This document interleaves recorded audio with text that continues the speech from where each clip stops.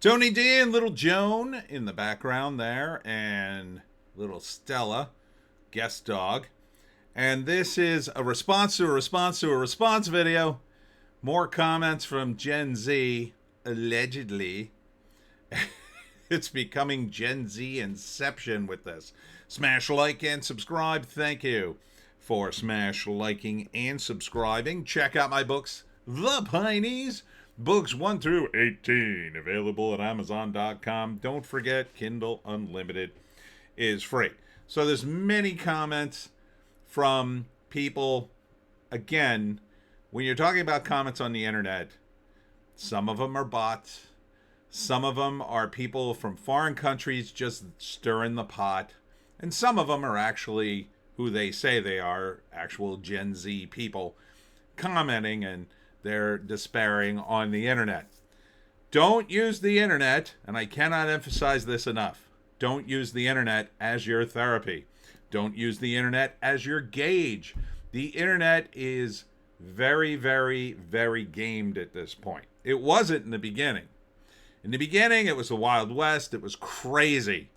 Absolutely insane. Now, it's designed to make you black-pilled.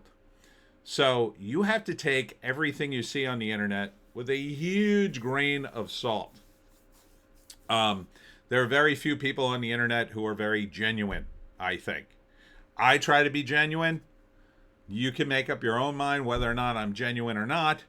I see a lot of people in my comments calling me a boomer, saying I was on Easy Street. Oh, we've got it so hard. But I just want to read you some of these comments. Now, I'm not going to tell you who they are. As always, don't bother these people if you can figure out who they are. If you want to respond to them politely in the other videos, that's fine. But be nice. Be polite. I ban people who are not polite. All right. So this is from a respondent. I generally agree with the overall message that we shouldn't blackpill. And that was basically my message on the Gen Z should calm the F down. It started out as a video about Carl and his thing about Nick Fuentes. And then it became that second video, and now we're in here. But this comes off like the boomers saying, pull yourself up by your bootstraps. Now let me address that term. You think it's bad when a boomer says something like that. I contend I didn't say pull yourself up by your bootstraps. No, that's not what I was saying at all. If you need help and you can get it, I don't fault you for that. I certainly had help from my family. I wouldn't be here talking on the internet without the help from my family. I probably spilled the beans on my financial situation a little too much in the comments. I mean, I don't own my own house anymore. No. I can't afford it. I've never been able to afford it. I've never been able to afford a stable job or anything like that. I'm a writer. I'm in the arts. We live like, we have a job to do the art. You guys are different from us. You want a job to have the life. I want a job so I could do the art, so I can stop doing the job. So I could do more art. But, so I've always been poor. I've always been below the poverty line, the amount of money I make. I only live a middle-class existence because I'm subsidized by my family to a great extent. Sometimes I make money. I've had periods where I got just above the poverty line, I guess you could say, or maybe right at it. I can kind of pay my bills. I can kind of get by, but I don't have vacations. I don't have a snowmobile or, I just work. That's all I ever do is work.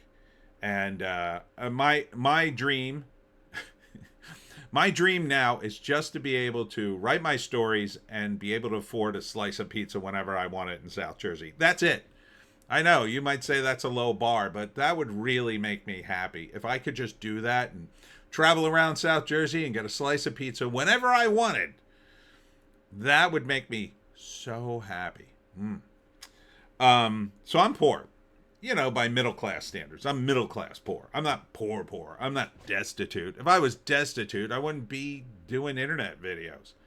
or I'd be doing ones just to make money somehow. I don't know. I don't know what I could do. I would have gotten more desperate and done something really basic. I'd probably be on TikTok out of desperation because, at a certain point when you're destitute, you don't give an F as long as some money comes in. You're perfectly willing to lie on the internet. I'm not willing to lie on the internet. I don't lie. Sometimes I make a mistake. Sometimes I make a big mistake, but yeah, I don't lie. So I trust me when I say I was not saying pull yourself up by your bootstraps. What I was saying is negativity won't help you. It won't help you.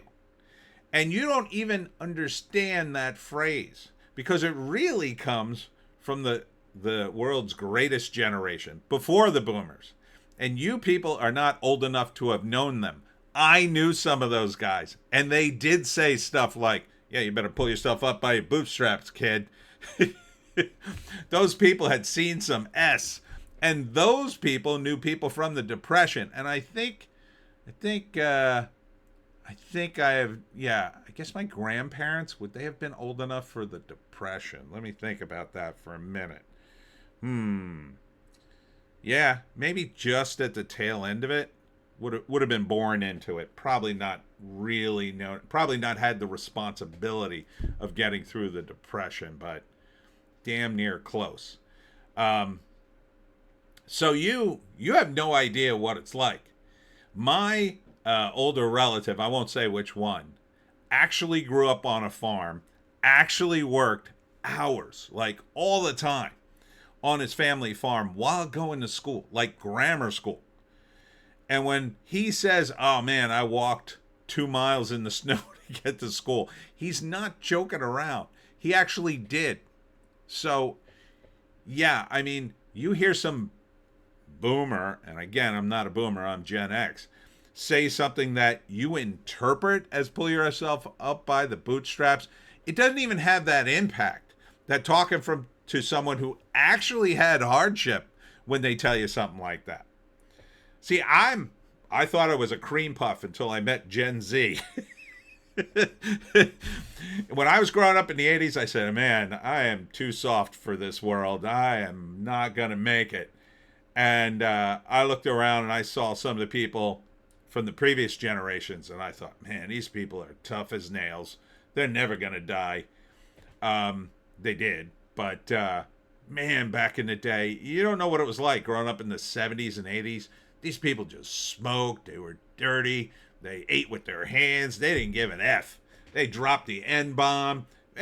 Nothing bothered them. Nothing. And they thought they were cream puffs compared to their previous generation. So, what I'm saying to you is you got to change your mindset completely. You got to just stop despairing and wallowing, as I did. You won't, but I'm trying to tell you to stop doing it. Let me continue with this comment. We've had the same problems for decades now, and every time we see Gen X boomers and even millennials keep kicking the can down the road. Well, what you'll find out is when people try to solve these problems, they find them almost intractable. There was a recession back in the 80s, 1980, I believe, during the Reagan era, and I'm old enough to remember that. I was 14, and yeah, people were despairing then. They were saying, oh man, we got peak oil. Oh man, the world's going to hell in a handbasket. We got to try something new. We got to throw out this system, man. Because there was still some hippies kicking around. We got to throw out the system, man. We got to burn it all down and start over. Yeah, back then, in the 80s, the period of time most Gen Zers romanticize because they don't have a freaking clue how it was. We were complaining in the 80s. Gen X, we were complaining because we were like, oh man, we're not going to have as much as the boomers. Oh, what a bunch of a-holes. We should change the world, man, because it's a dark place. We're kind of dark, Gen X. And what happened is, as you get older, you realize how complicated some of these issues actually are. So one of the things people are crying about in my comments is, I can't get a good job, man. I can't get a job at McDonald's. Well, there's a reason you can't get a job at McDonald's. It's called the minimum wage. And a lot of people are finally coming around to this concept. This is a libertarian concept. And I'll say, too, that I just watched a Lotus Eaters video called Doomsday Budget about their horrible budget in the UK. And it sounds awful. And it's going to crush their economy and their people. Very sad. But a lot of the Lotus Eaters are coming around to libertarian ideas like, hey, you know, taxes really don't help. And the government can't solve all your problems. These are very libertarian concepts. James Lindsay is coming around to a lot of those concepts as well, I'm very happy to say. But a libertarian concept is you have to get rid of the minimum wage. And now people hear that and they go, oh, you're awful. Those poor people at McDonald's, they would pay them nothing. That's not true. See, the problem was, and I use that as past tense because it's being rectified right now by the Trump administration, you jammed the country with too many illegal immigrants and immigrants, even legal ones too. And when you do that, it's more competition in the labor force, so companies can afford to pay you less.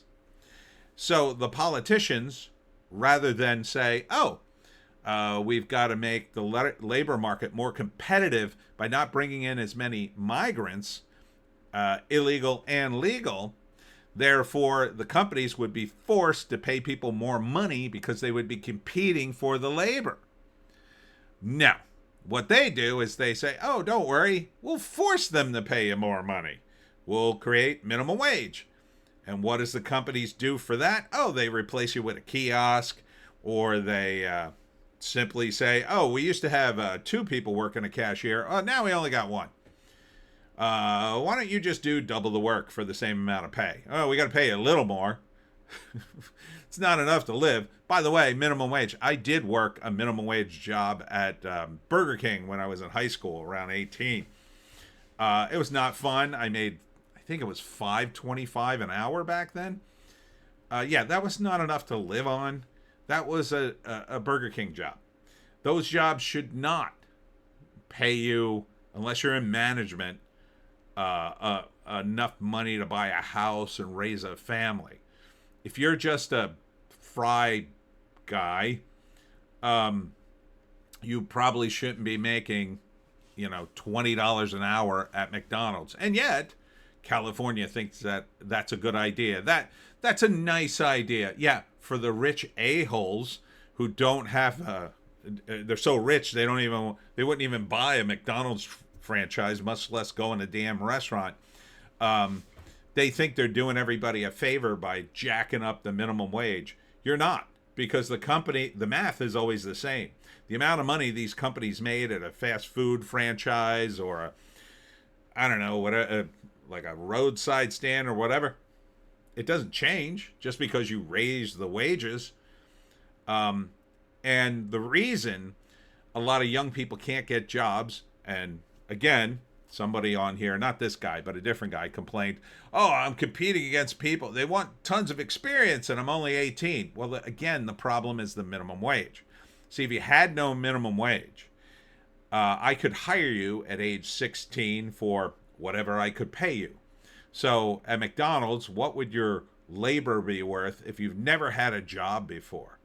It wouldn't be worth, and I'll tell you right now, $12 an hour. I think that's the minimum wage in New Jersey. There's no way you'd be worth $12 an hour to me as if I was managing a McDonald's restaurant. You might be worth $5 an hour because all you're going to do is sweep up and learn how to cook. So you're going to be a drag on my employees who actually do work. You're going to do some stuff, and eventually you might roll into a position and I could pay you more money because you'd be taking more of the burden of the work, and therefore your labor would be worth more. Now you might say, oh, well, they won't pay these people what they're actually worth. They might not. But if they're competing in a labor market, they may not be able to afford to kick you out the door by not giving you like an extra $1 or $2 an hour. And again, these jobs they're not meant to be careers. Fry guy is not a career. Sweep up guy is not a career. You know, assistant manager at a McDonald's, that's a career. That should be like, you should be able to afford an apartment, I would say, at bare minimum. By the time you're a manager of McDonald's, yeah, that's a real career move. That is like, you should be being paid a salary, very much a wage that you could maybe put a down payment on a house. So you talk about kicking the can down the road. Minimum wage is one of those things.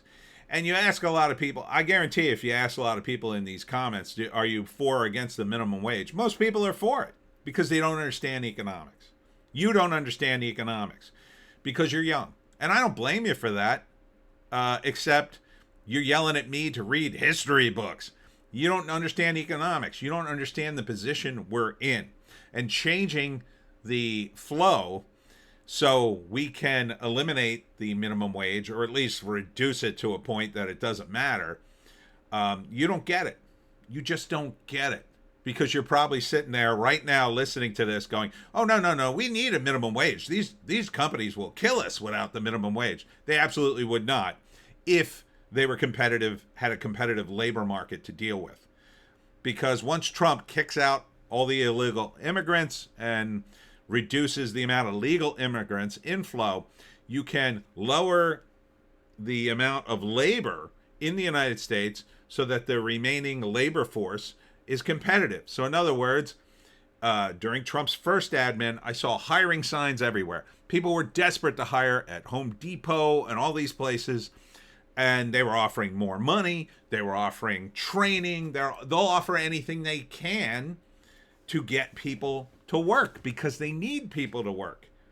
But if you've got a country flooded with illegal and legal migration, then it's you, the one that are competing. You are the one that are being reduced.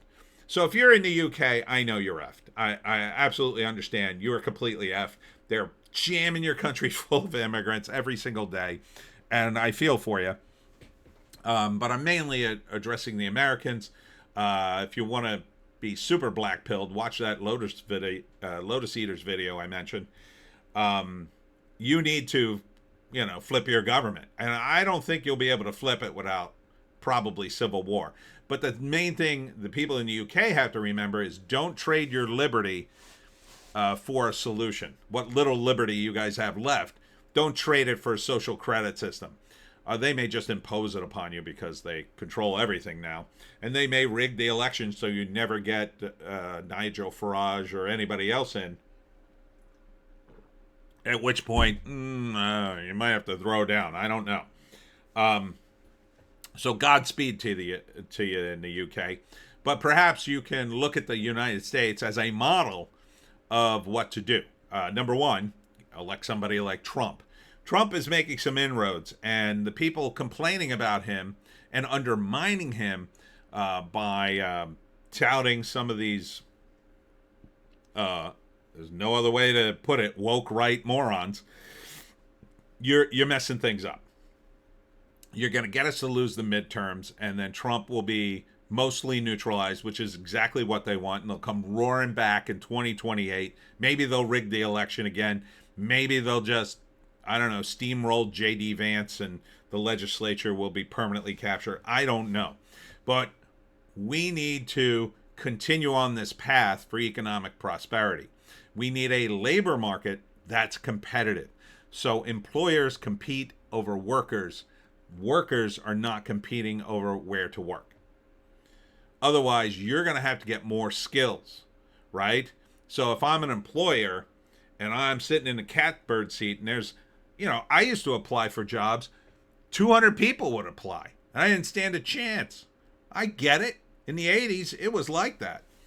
Reagan rubber stamped a bunch of amnesty, if you'll recall. I think it was mostly the Congress at the time, but there was a lot of competition. There's a lot of competition in movies, which was where I was trying to break into. Cry me a river about competition. Competition's everywhere. But if you want to reduce the competition for just sort of regular jobs that you guys are seemingly complaining about, you need to eliminate the minimum wage and you need to eliminate all the illegal immigration and keep the legal immigration down to a level where labor is competitive. And people at Home Depot, franchises everywhere, are desperate to get good workers. Because when you have that, then they're willing to go, listen, what's the youngest person we can hire? Oh, we can hire somebody at 16. Let's look at hiring some 16-year-olds and train them, because we can't get any adults in here. And then that opens up the market to people who get some amount of training. I mean, my first job, I was lucky enough, my parents rented a produce stand, and they would sell flowers and produce. Produce in the summer, flowers at Easter, sometimes Christmas trees in Christmas. And I was just a kid. I mean, I just worked in my family business, sort of like Bob's Burgers, only it was more retail. So I knew how to work a cash register. I knew how to make change. These were important skills when I was coming up. Now, not so much. Most people can't even do the friggin' math without the calculator on the cash register. But if you had those jobs open up to young people because the market was so competitive, then they would get that experience. And unemployment amongst high schoolers is very high. It's very high. People don't look at that specifically enough. And with that being so high, a lot of high schoolers just don't get experience. So when they get into the job market, they have zero experience. Zero.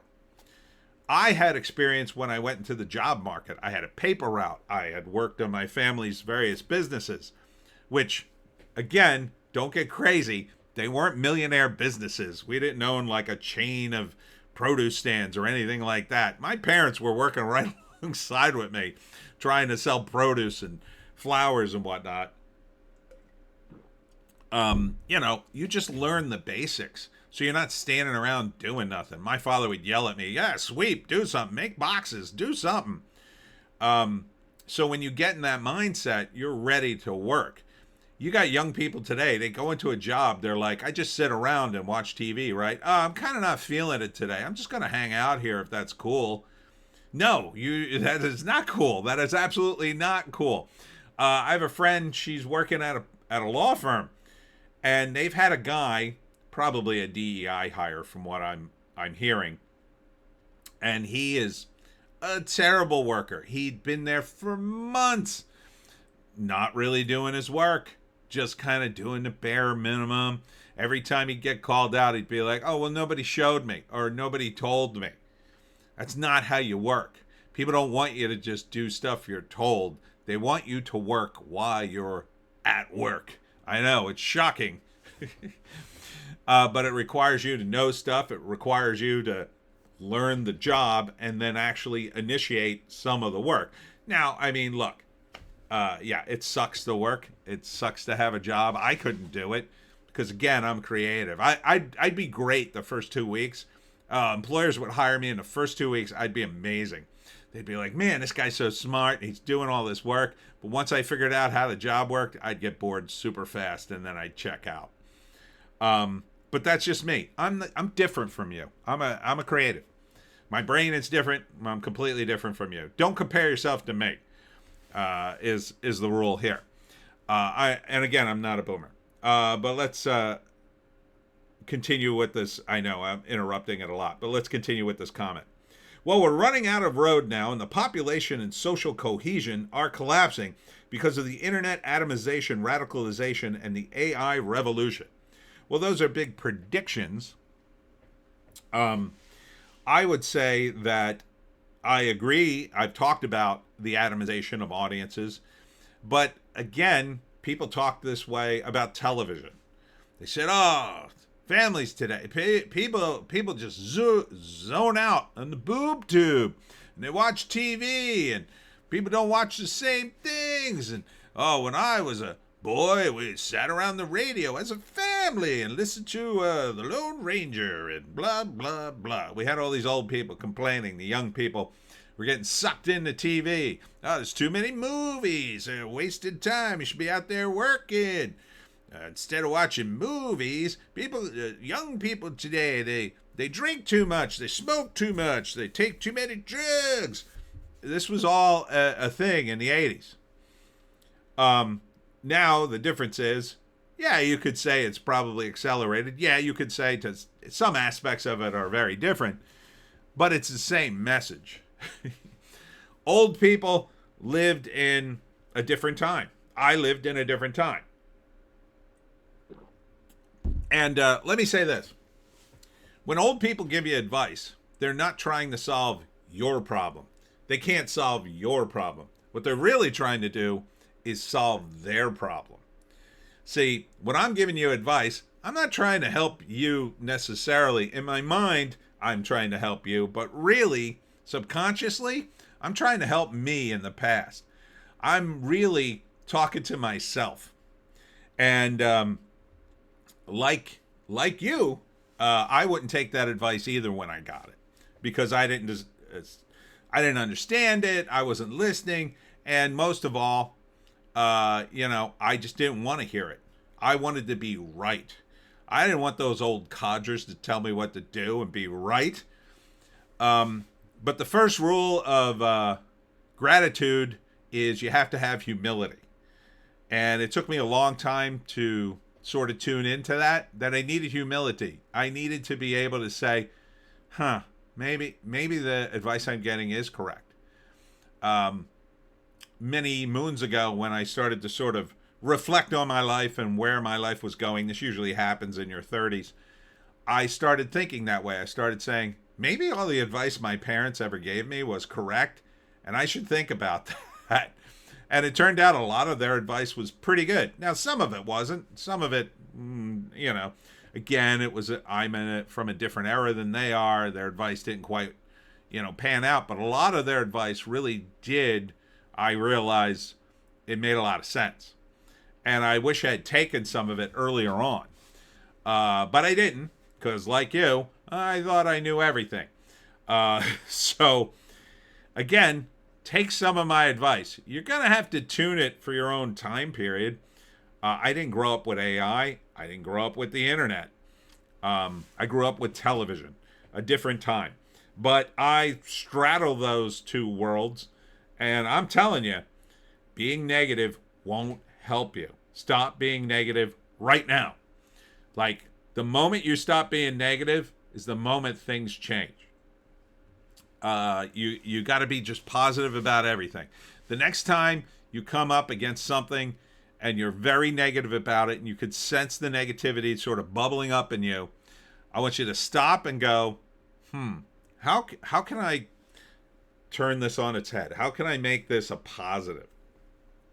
Even if something bad is happening to you. Let's say you're getting fired, right? You're getting fired. It's going to be a big hassle. You're not going to have the money. You're scrambling. You're panicking. Think of the positives. The positives are you might get a better job now. A positive might be, in the United States, you would go on unemployment. So, you'd have some money coming in. You would have an opportunity to refine your resume and reflect on your skills. Maybe you have more time to develop some skills. Maybe you'd rethink going back to school or trade school or whatever. You have to think of the positives of that. You have more time for your family, even though you're out of work. Negativity is akin to panic. It's just it doesn't feel as panicky, right? If you're panicking, you're like, oh my God, I've been fired. I don't know what I'm going to do. That's easy to say, oh yeah, that's not helping me.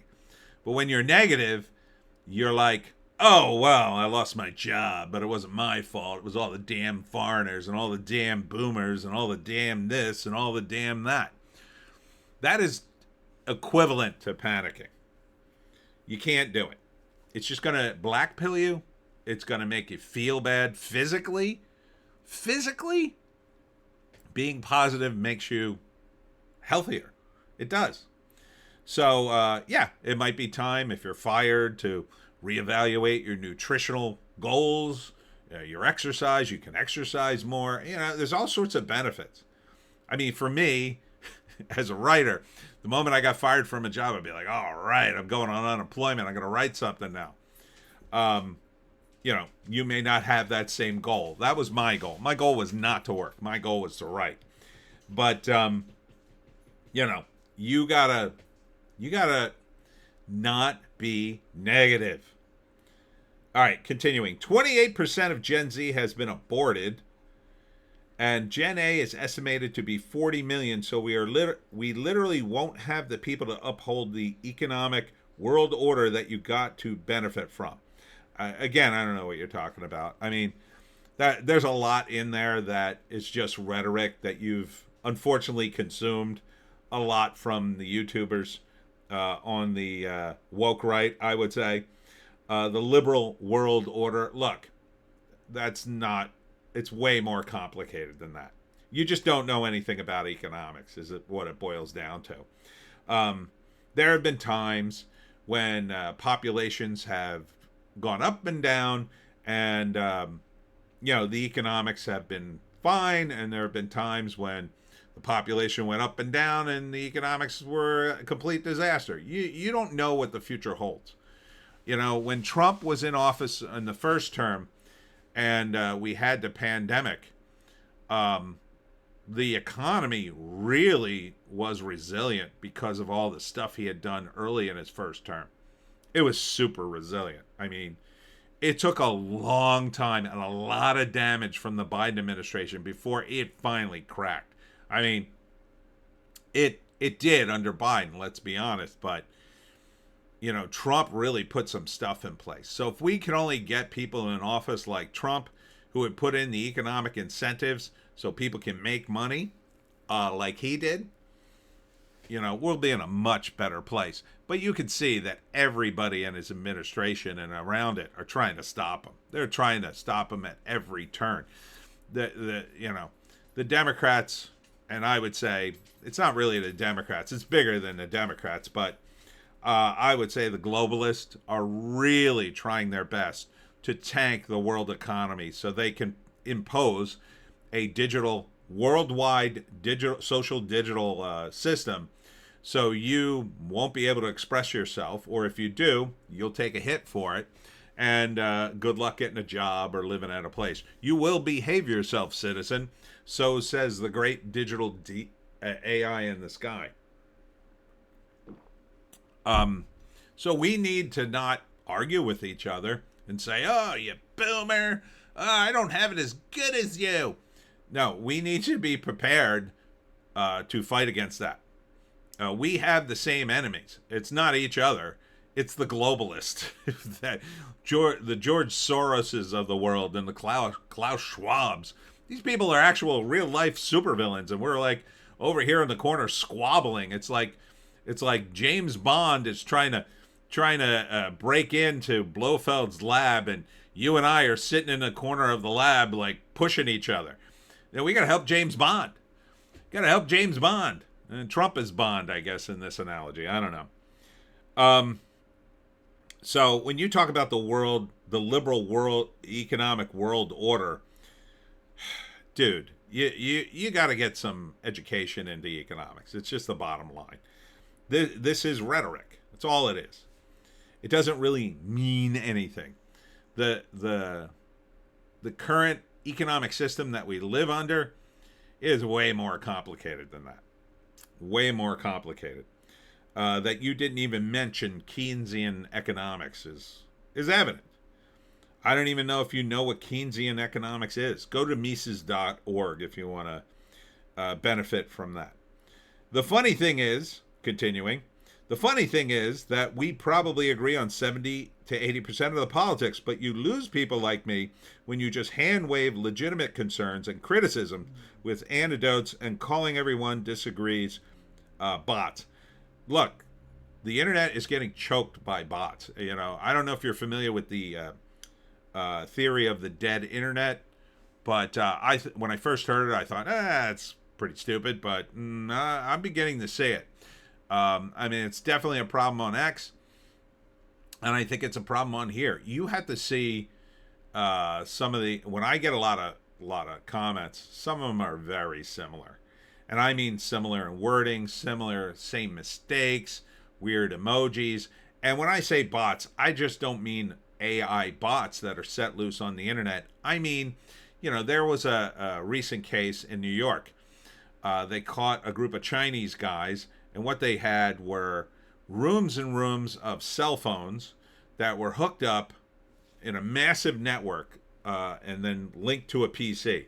So the idea was they had accounts on each one of these phones on various social media concerns, and then they just spent all day commenting on various social media about things to stir the pot and start arguments between other Americans. They find sensitive areas, and then they push on that, right? So the most obvious example are the race relations in the United States. And a lot of people get sucked into that. And so these guys come in and they push on that. They push on those salient points that seem good, that seem good for certain people, but really are just sort of, they're either racist tropes or they kind of don't matter. So like during the reign of the left and BLM, the Chinese state media was pushing the idea that, and I said this in the other video, I think, black people were being hunted down by cops.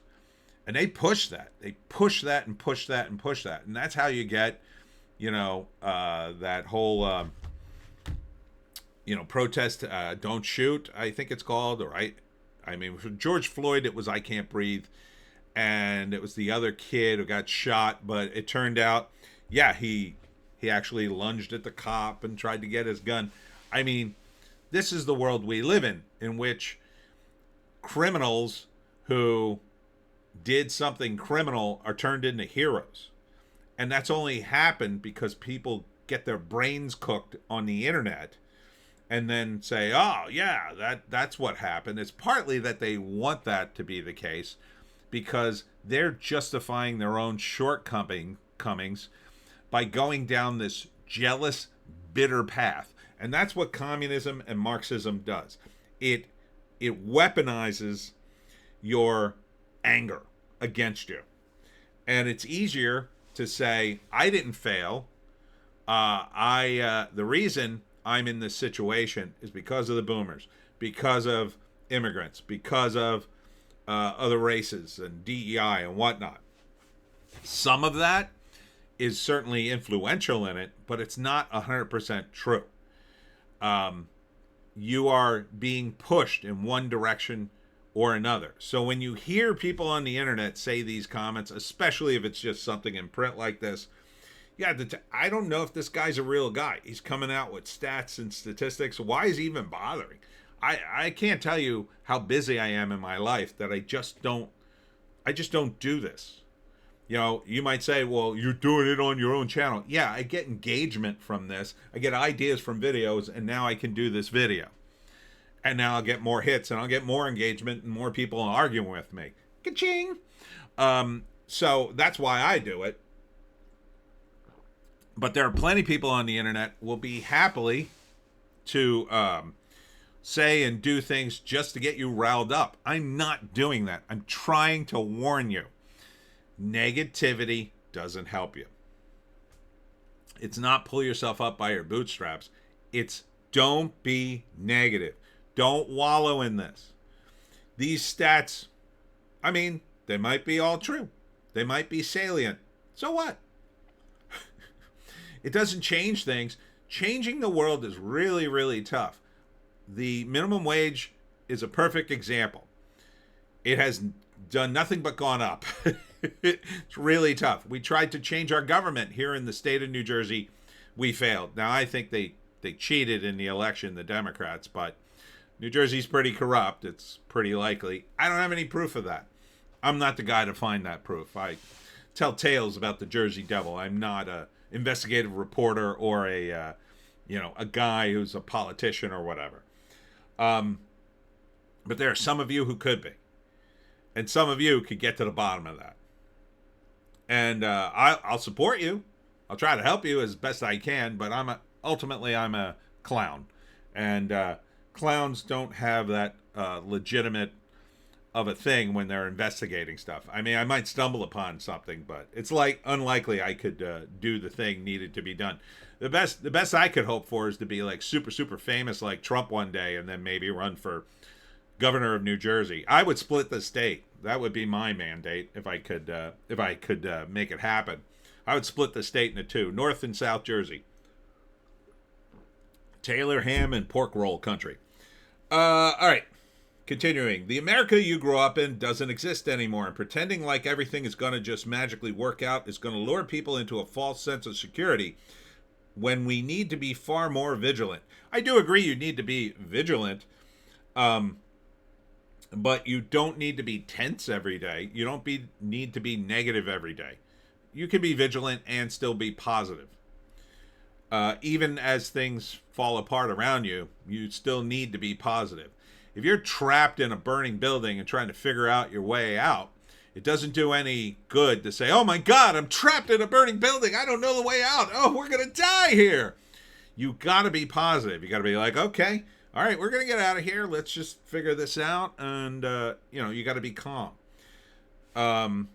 So, yeah, I mean, the price of freedom is eternal vigilance. That holds truer now more than ever. Yeah.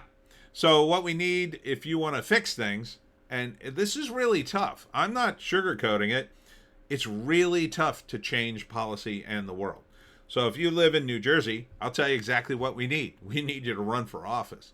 We need you to run for your local school board and then fix your school board. Then we need you to run for local mayor and fix your town. Then we need you to run for, state rep and then fix your district. And then we need you to run for maybe state senator and fix that. And then we need you to run for Congress or the governorship, and one of those two. Probably end up in Congress first, like Mikey Sherrill did, and then you make the move to governorship.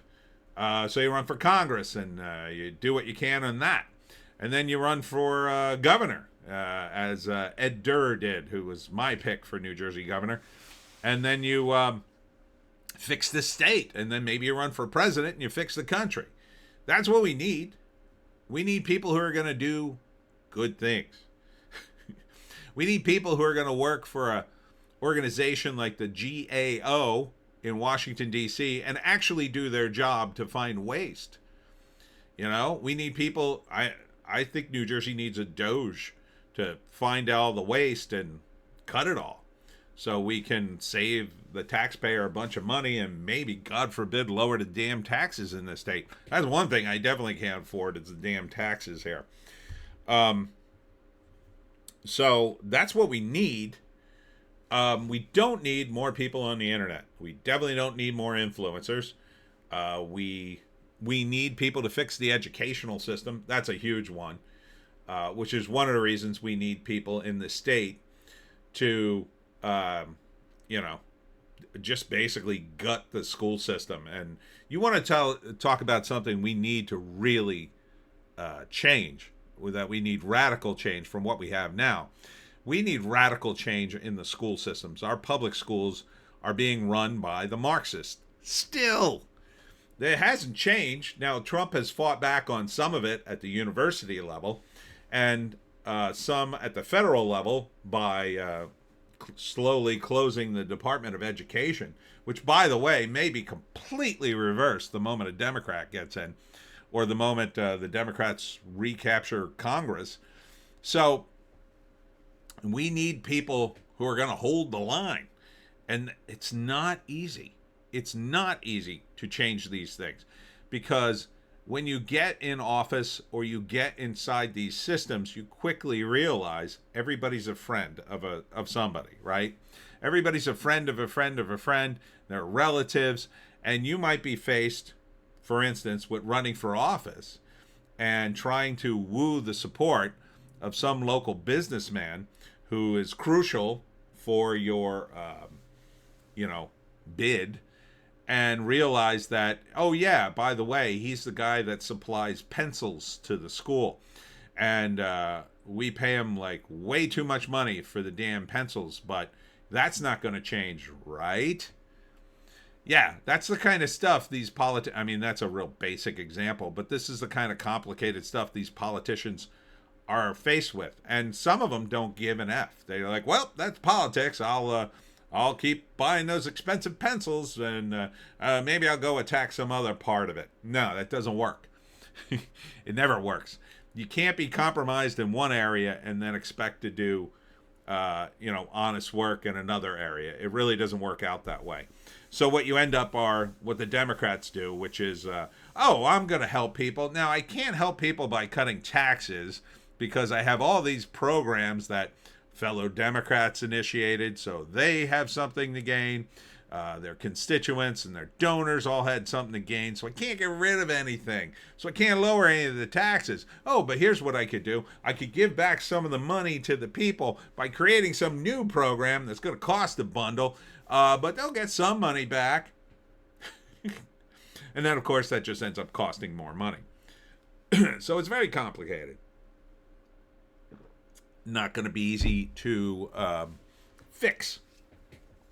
And when you're talking about just getting by, just working a gig, yeah, here's a guy whose attitude is completely not helpful.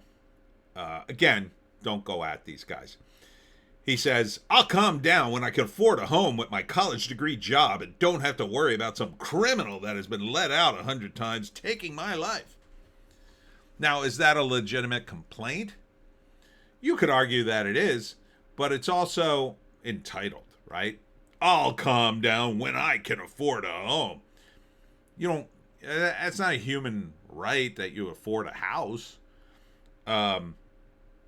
And as far as college degrees go, you might have a terrible college degree like me in communication. Good luck getting a gig there. And when you're talking about the criminality, I mean, again, that goes back to voting and trying to change the policy and the laws of your state and country and town and all that good stuff. So you're not entitled to anything, guy on the internet, if you actually exist. And again, I already explained to you what the situation is with the jobs. It's economics. And colleges are total S. You might have to come out of college and go into trade school to get a real job, get a real gig. So yelling at me in his second comment, I replied to him. I said agitprop or a victim of it. There's really only two solutions. When you're crying on the internet to a total stranger that you don't have a job, you have a college degree and you don't have a job, and I'll shut up when I have all that. You probably won't, number one. And number two, I mean, it's just total agitprop, or you're a victim of it. But this is what he replies to me. Read a history book. Yeah, real great comeback, dude, on the internet. With enough force, there are things you can demand. See, this is complete agitprop. He wants this to be a confrontation. In America, where we're not anywhere close to that. Moreover, driven by my frustration, I am going to work hard to change the system, caps, so it functions in the invested interest of the American people rather than what you're advocating for, which is operating within it. I don't even know what he's saying, but it sounds like he wants to tear down the system. That's very Marxist of you, by the way, random dude on the internet. So, many have tried. Most haven't failed. They just get educated on what life is really like. Oh, that's me.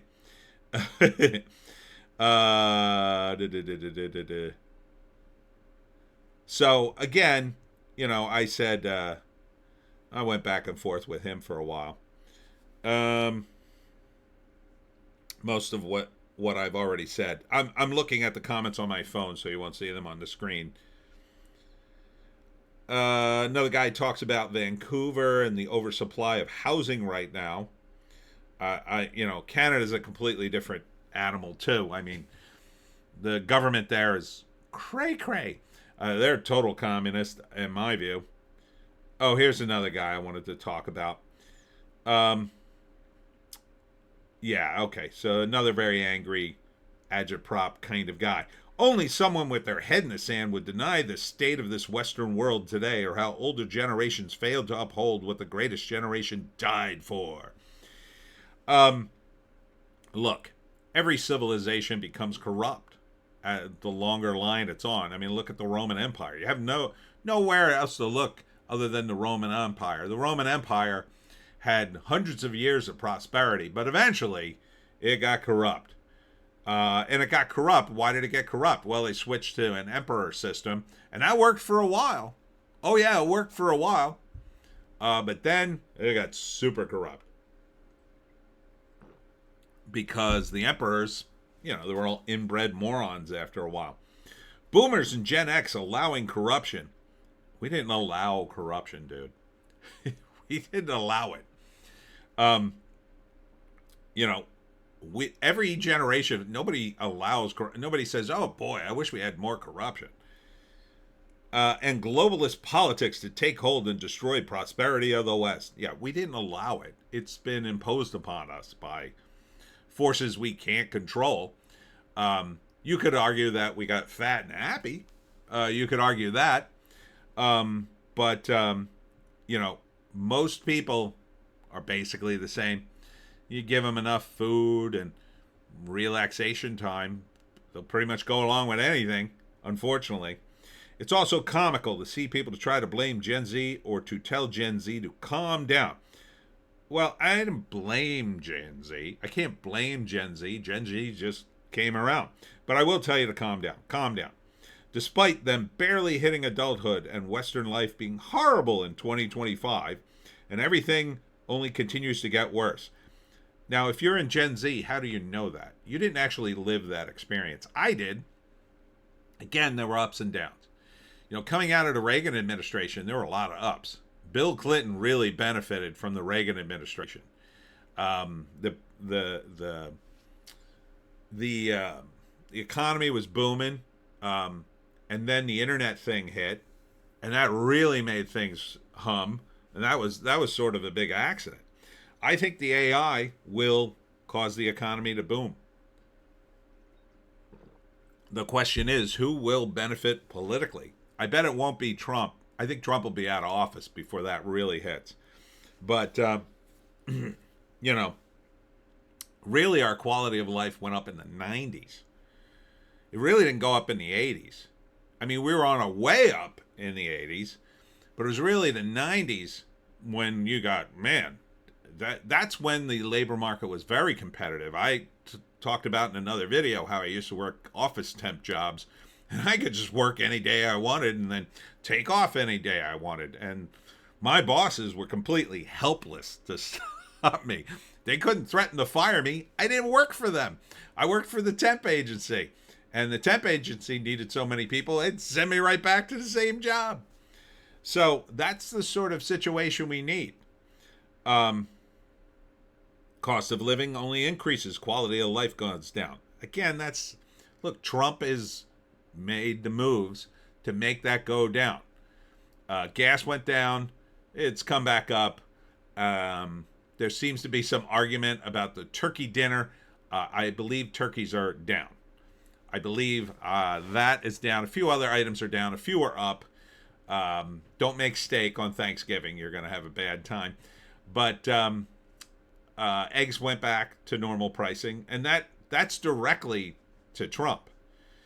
Now, if he can get this war in the Ukraine over with, then all the trade opens up back again with Russia. There's going to be opportunities in Ukraine for all the rebuilding. I'm not sure who's paying for it. I hope it's not us. We won't be sending millions and millions and billions of dollars to the Ukraine, or weapons, I should say, to then get sold on the open market. We're right on the verge of the golden age, I believe. Corruption only increases. We're the global piggy bank and security force, despite being poor ourselves and our own streets not even being secured. Two-party regime is cemented into power that all live in the luxury off the backs of everyday people.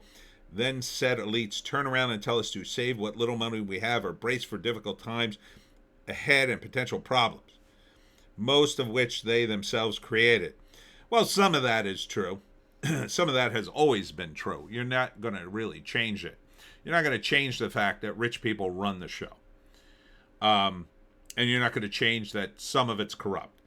You could change the global nature of it, I believe. You can fight corruption. You'll always have to fight corruption. I mean, look at Letitia James. This is a woman who ran on putting Trump in jail.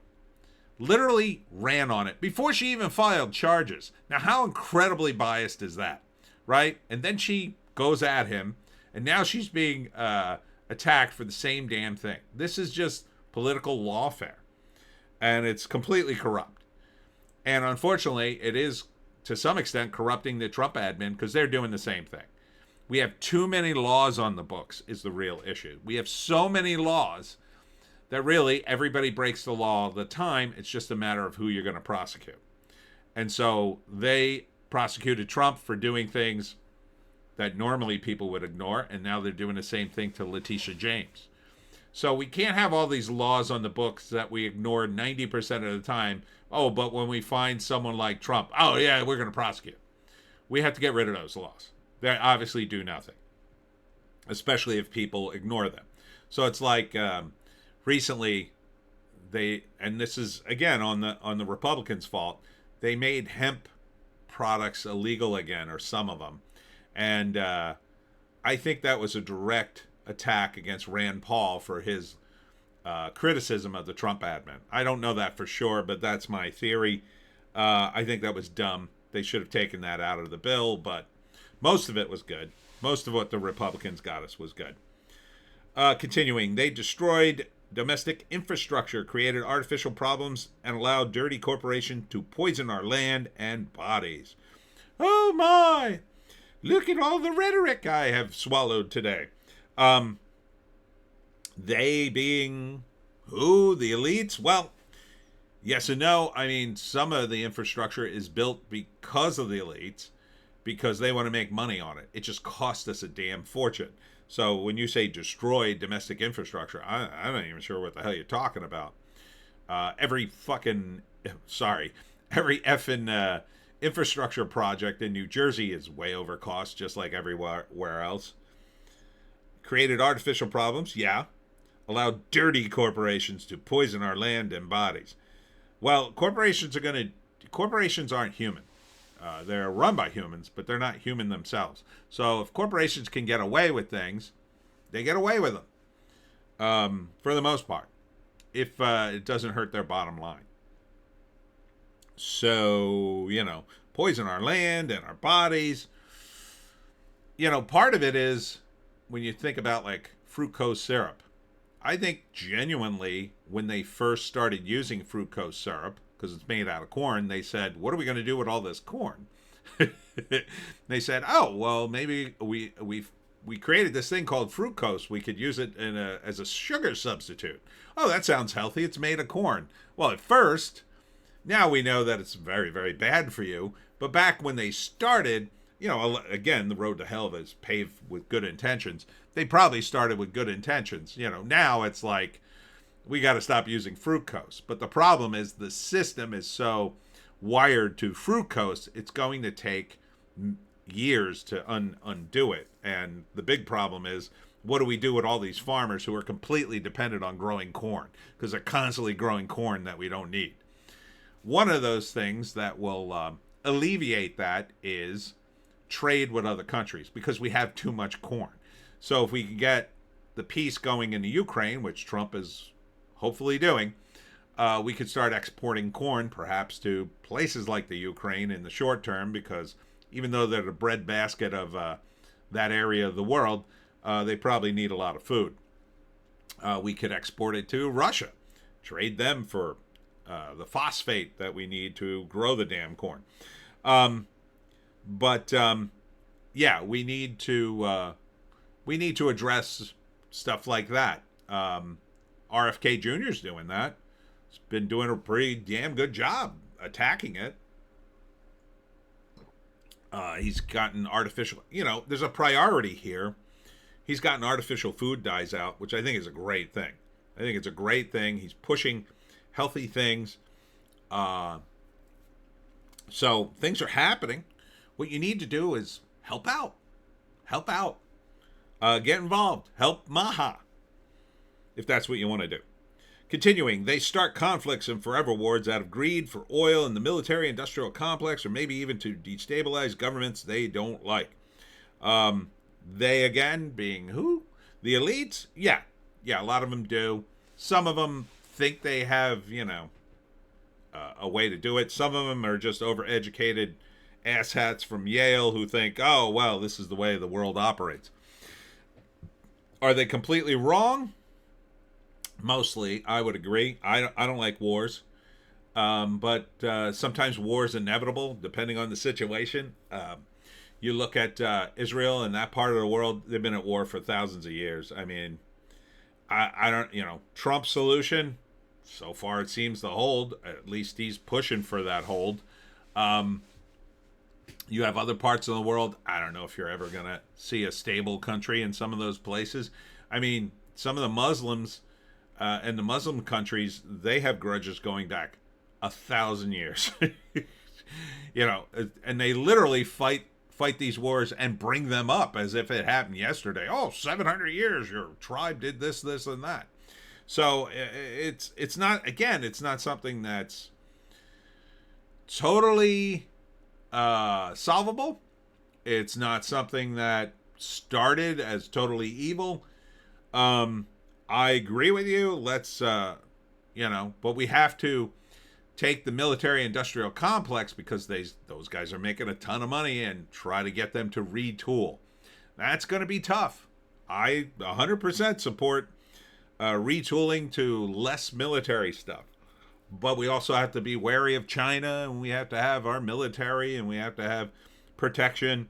So these guys aren't going to go down without a fight. They're going to have guys lobby Congress. You can have a good state rep or a good senator get completely corrupted and captured by these guys, or get pushed out of office because they have so much money. So you have to get involved. You have to, and you have to vote correctly. I could go on all day. Well, you certainly swallowed enough rhetoric. It's unbelievable to think people deny these realities, or to deny that Gen Z is suffering from the effects of generational ignorance. That's a new one. Societal mistakes and political corruption that spans back decades. Join the club, pal. Welcome to the club, pal. Remember that from Bruce Willis? Yeah, we did too. And you could say, well, ours is worse. Again, you didn't really live long enough to know that for sure. You're guessing based on statistics, based on the YouTubers you hear whining and complaining. I'm telling you, Mr. Agitprop bot, if you're an actual American, this isn't helping you. It's not helping you. It's not helping anyone. Least of all you. It's just going to depress you even further. And you could yell at me, oh, your head's in the sand, That's what he says a lot of. It's something that won't help you. And another guy accused me of my head being stuck in statistics when I talked about personal experience, and he shot back. The metrics that measure poverty and starvation are based on statistics, and they are true, but the material reflection of the statistics is a malnourished conception of healthy life. The people who also mention the low starvation and poverty also like to cite GDP and economic growth stats, which I didn't do. And economic growth stats like Steven Pinker and all the classical liberal thinkers who are correct in the picture they draw about the upward general trajectory of the human experience. That is what I mean by your head being stuck in statistics, graphs, and written research about the material reality. Well, I don't know what you're talking about. You're talking about the non-material reality. And if you're admitting that they're right, and that I'm right, my personal experience, what the F are you arguing about? Which is exactly what I asked you. Oh, and here's his response. I can repeat it again. Statistics and material abundance, even in an artistic pleasures, is a malnourished view of the difference between Gen Z and boomers, or your Gen, I think he meant X, lived experience living through life. Statistics and material abundance metrics cannot measure sense of community, the possibilities of ownership, sense of personal development, upward economic mobility, which requires robust middle class, and many other things, and countless really, but I don't want to drop it all here because then there would be too many topics. So I think you're just muddying the waters to try to make a point. And your point is, I'm wrong. And that's the point of anybody on this thing. I mean, you know so much. Okay, you know so much, change the world. You know so much, fix it, would be my attitude. But again, I think a lot of this stuff is agitprop or designed to, you talk about a malnourished view. What the hell does that even mean? A malnourished view. Yeah, I mean, economic mobility requires a robust middle class. It also requires a lot of other things. The possibility of ownership. Look, you say, oh, you own your own place, which isn't true. But the reality is the property taxes in New Jersey are so freaking high. You can own your own place outright, but you still got to pay a lot of freaking taxes on it. Meanwhile, down in Florida, Ron DeSantis is doing some real work. He's talking about eliminating property tax in Florida. You know what that will do for the economy? Oh my God, it'll explode. I mean, think about that. In New Jersey, my friend pays, I think he pays over $15,000 a year in property taxes. I believe it's $15,000. So he's paying roughly $1,200 a month. $1,200 a month on taxes, just on his house, just to live there. He doesn't own it. He pays a mortgage too. So he's got paid a mortgage, which probably $2,000 or $3,000. I mean, it's not a mansion. It's a great house. I mean, I'm not knocking it, but it's not a mansion. He's got a yard, faces the woods. But that's a lot of money. $1,200. That's rent. That's rent right there. In some places. In New Jersey, rent's more like $1,800, but for a decent place. But you're talking $1,200. And, my taxes are maybe half that. The property taxes on this house are maybe half that. So that's something to fight for. Again, it all comes back to economics. And you're like, I don't even know what your point is anymore. Say, oh yeah, it's because you're trapped in this world of statistics and metrics. You're not in the real world. Well, where's the real world? Okay, so you statistics and material abundance metrics cannot measure sense of community. Well, then how are you measuring it? How are you measuring it? You can't. You can only tell by your personal experience whether or not you have a community. That's it. Possibilities of ownership. You can't measure that. You're right. You can't measure it. Then how are you measuring it? How do you know it's bad? Upward economic mobility, personal development. Yeah, I mean, none of this stuff you can measure. If I can't measure it, and then how are you talking about it? If I don't know about it, how do you? Yeah, this is the internet. This is, once again, the same trolls, only in a different way. I know you're not purposely trolling, probably. But this is how trolls operate. Oh, wait. He's calling me out on my BS. I better just shift the ground underneath us and pretend I was talking about something else, or just say that I'm joking. Look, I'll say it again. Negativity won't help you. Stop being negative. That doesn't mean pull yourself up by your bootstraps, but you could.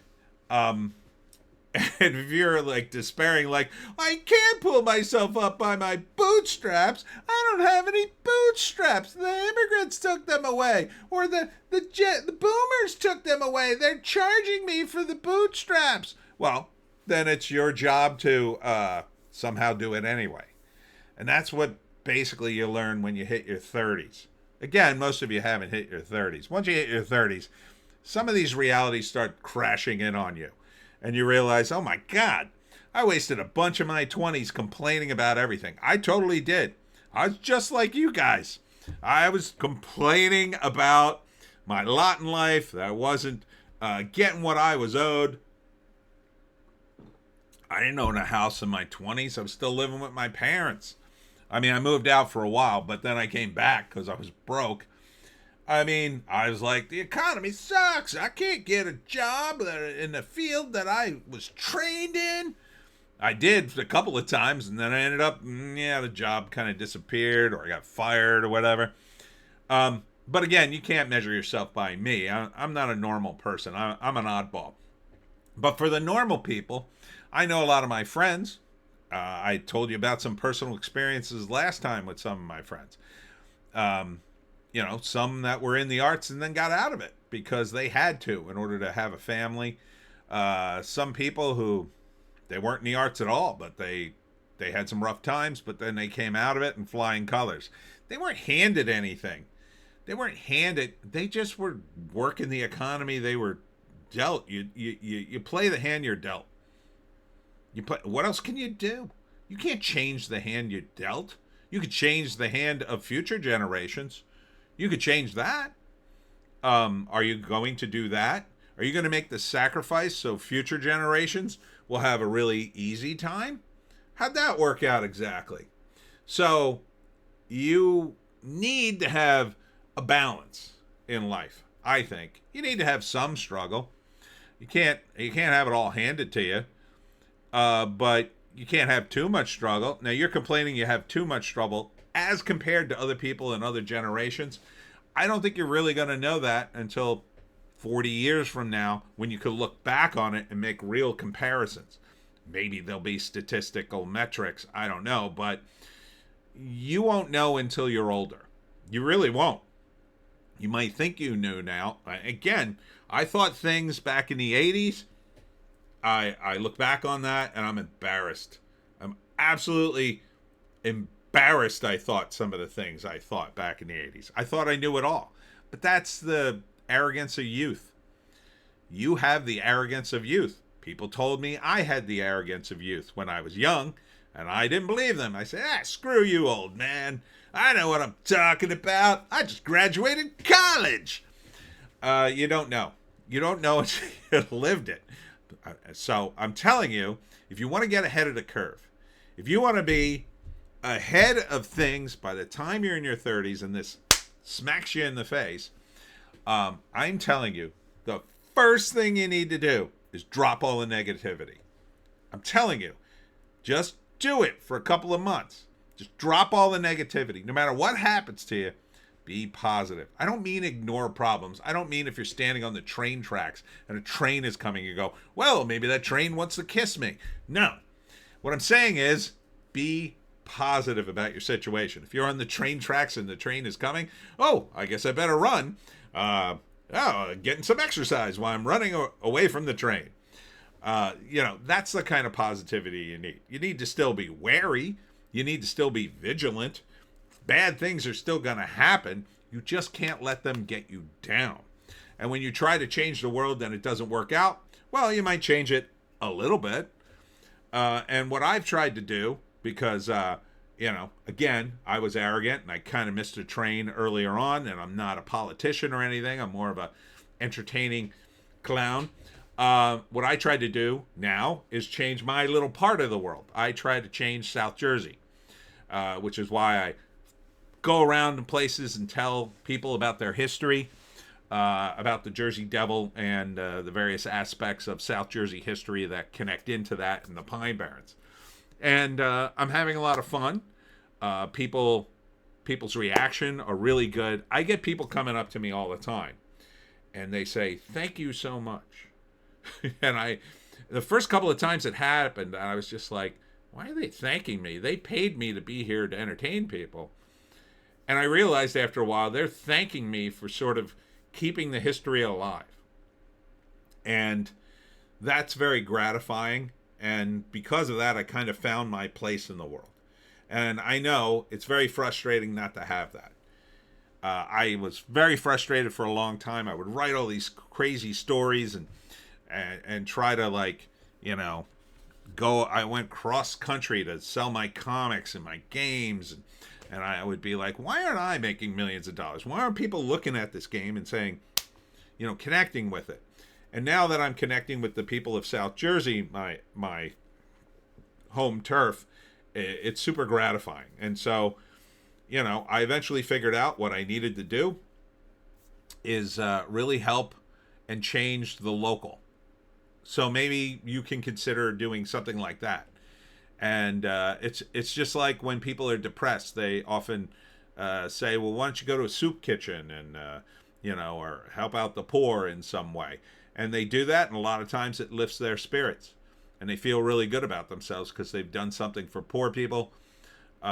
You know, for me, sometimes I would help out.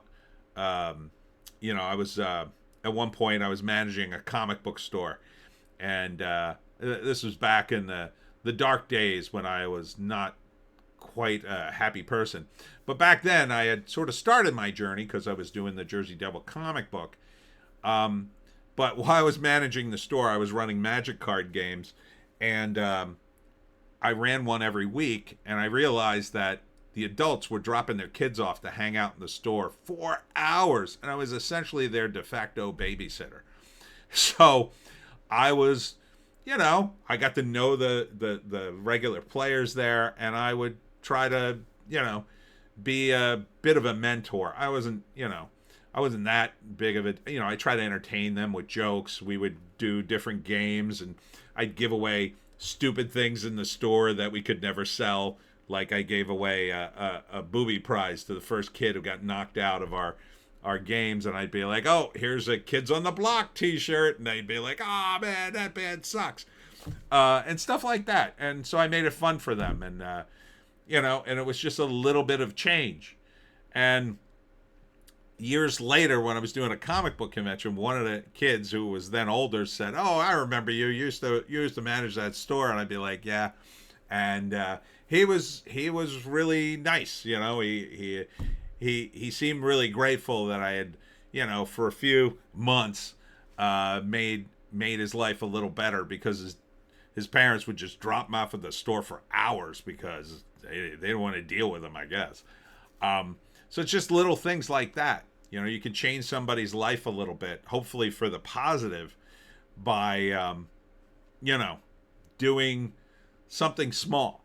So you don't have to start big. And starting with, like, I'm going to change the system, that's big, man. The system is super complicated.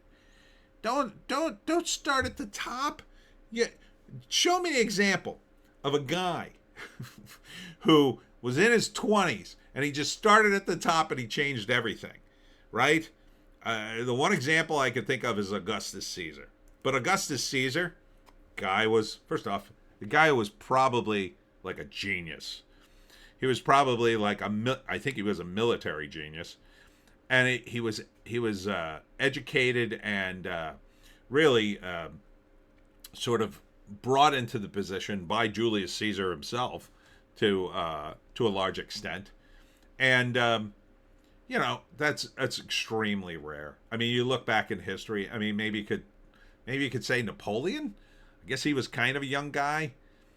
I think he was older by the time he was General Napoleon, wasn't he?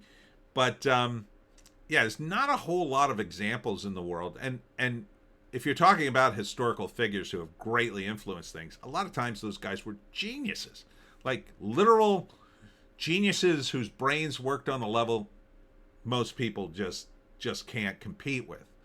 You know, Elon Musk might be that level of genius. Maybe even Trump, you could argue, but it's extremely rare. And if you're not that kind of genius, you can only change the part of the world that you can sort of get your brain wrapped around. So get your brain wrapped around a small part of it and change it. Change it for the better. And I think you'll find you make a lot more inroads there than if you do complaining on the internet. And that's it for me, Tony D, and Little Joan, and guest dog Stella. Boy, that was a cool wrap up, wasn't it? I think it kind of worked out.